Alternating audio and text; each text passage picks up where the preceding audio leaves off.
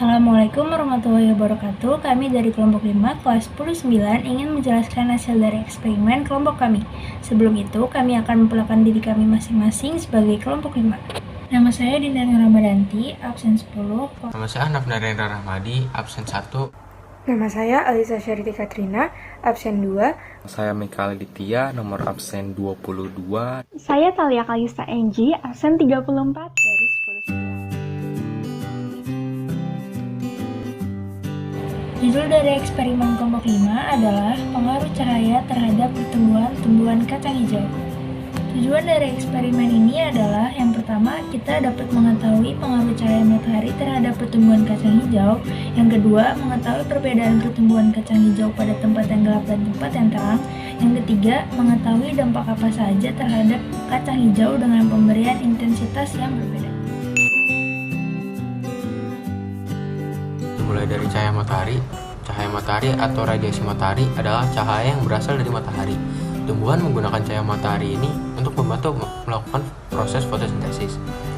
Lanjut ke tanaman kacang hijau. Tanaman kacang hijau merupakan tanaman dikotil. Kacang hijau merupakan salah satu tanaman semusim yang berumur pendek, yang memiliki masa hidup kurang lebih 60 hari. Lanjut ke faktor-faktor yang mempengaruhi pertumbuhan tumbuhan. Antara lain ada faktor internal dan faktor eksternal. Faktor internal adalah faktor yang berasal dari tumbuhan itu sendiri. Antara lain ada gen dan hormon. Yang kedua ada faktor eksternal. Faktor eksternal adalah faktor yang mempengaruhi pertumbuhan tumbuhan yang berasal dari luar tumbuhan itu sendiri. Antara lain ada zat hara, cahaya, air, oksigen, dan kelembapan. Hipotesis pada penelitian kali ini adalah pertumbuhan kacang hijau yang diletakkan di tempat yang gelap akan mengalami kelajuan pertumbuhan yang lebih tinggi dibanding kacang hijau yang diletakkan di tempat terang. Variabel penelitian kali ini yaitu yang pertama ada variabel bebas, yaitu tempat yang digunakan, tempat yang terang, dan tempat yang gelap. Di variabel terikat adalah pertumbuhan biji kacang hijau. Yang ketiga variabel kontrol, yaitu ukuran gelas yang digunakan sama, jumlah kapas yang dibasahkan, dan rutin di spray setiap harinya. Dan jumlah biji kacang hijau yang digunakan setiap gelasnya yaitu sama, ada 3 biji, dan tidak ada variabel pengganggu.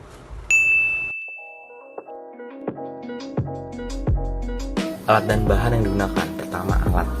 Ada 2 gelas plastik bekas yang seperti ini, sekitar 240 ml. Kemudian ada penggaris untuk mengukur tinggi kacang hijaunya. Kemudian lagi ada alat tulis untuk mencatat tinggi kacang hijau yang telah diukur tadi.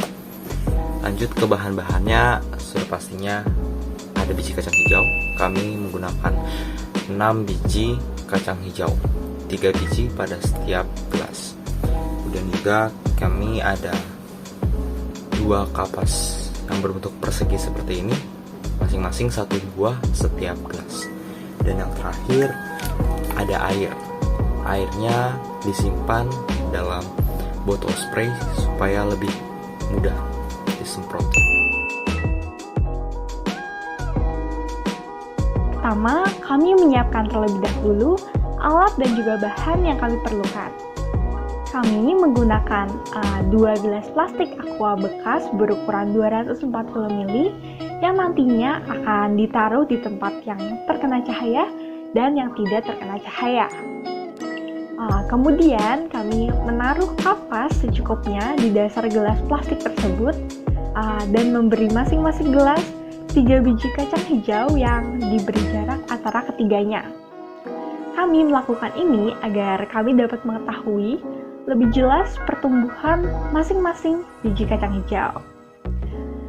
Selanjutnya, kami menggunakan spray untuk memberikan tumbuhan tersebut air secara rutin setiap harinya, dan kami juga mengamati pertumbuhan dan perbedaan antara biji kacang hijau yang diberi cahaya dan yang tidak diberi cahaya.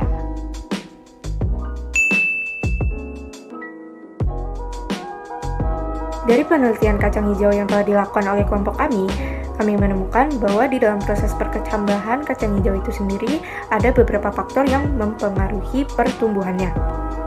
Faktor pertama, cahaya yang terpapar terhadap tumbuhan kacang hijau itu sendiri.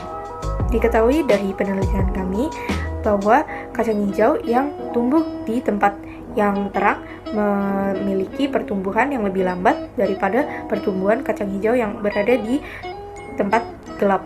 Hal ini dikarenakan oleh hormon yang dihasilkan di tempat yang terang dan yang gelap adalah berbeda. Faktor kedua yang mempengaruhi pertumbuhan kecambah pada kacang hijau adalah air yang diberikan kepada kacang hijau secara rutin. Hal ini sangat penting karena air merupakan hal yang menyokong pertumbuhan kecambah, dan jika air yang diberikan terlalu sedikit, maka kecambah tidak akan tumbuh dengan sempurna atau biji mungkin akan pecah dan tidak bertumbuh sama sekali. Hal itu terjadi kepada satu biji yang kami tanam di tempat yang gelap. Pemberian air yang sedikit akan membuat kacang hijau menjadi layu dan tidak kokoh lagi batangnya. Sedangkan untuk pemberian air yang terlalu banyak akan menyebabkan kacang hijau menjadi membusuk. Faktor ketiga yang mempengaruhi pertumbuhan kecambah pada kacang hijau adalah kapas, yaitu media tanam kacang hijau.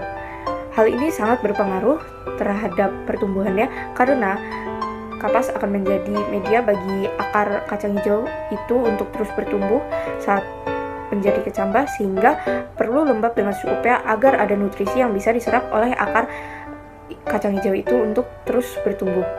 Namun jika kapas terlalu lembab akan menyebabkan kecambah itu menjadi busuk sehingga mengeluarkan bau yang tidak sedap. Maka dari itu, kapas yang digunakan harus memiliki ketebalan yang pas agar tidak menjadi terlalu lembab. Dan pada hasil akhir penelitian kacang hijau kami, ditemukan bahwa kecambah yang tumbuh di tempat terang memiliki batang dan daun yang berwarna hijau karena memiliki klorofil yang cukup, dan juga batangnya sedikit lebih kecil dan tetap kokoh, serta pertumbuhannya tidak merata sehingga memiliki tinggi yang berbeda. Sedangkan untuk kecambah yang tumbuh di tempat gelap memiliki batang dan daun yang pucat dan sedikit kekuningan, memiliki pertumbuhan yang lebih merata sehingga hasil akhirnya juga tinggi secara merata dan juga memiliki batang yang gemuk dan kokoh. Sekian penjelasan mengenai eksperimen kelompok kami. Mohon maaf apabila ada kekurangan. Atas perhatiannya kami ucapkan terima kasih dan Assalamualaikum warahmatullahi wabarakatuh.